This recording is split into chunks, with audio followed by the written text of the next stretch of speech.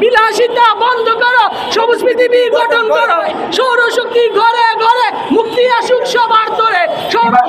আসছে আমাদের বর্তমান যুদ্ধের কারণে সেইগুলো বন্ধ হয়ে যাচ্ছে এবং বাংলাদেশ ধীরে ধীরে এনার্জি থেকে দূরে সরে আসছে।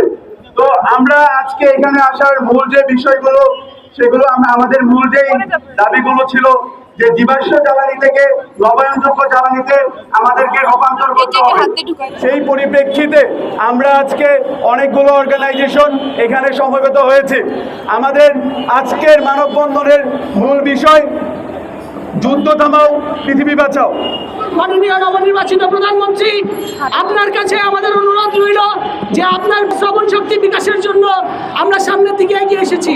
দায়িত্বটা আমরা নিয়ে আপনার শ্রবণ শক্তিতে দিতে এসেছি, আমরা দাঁড়িয়েছি এখানে। আর এই সরকারের নির্বাচনী ইস্তাহারে তার সুনির্দিষ্ট প্রতিশ্রুতি রয়েছে।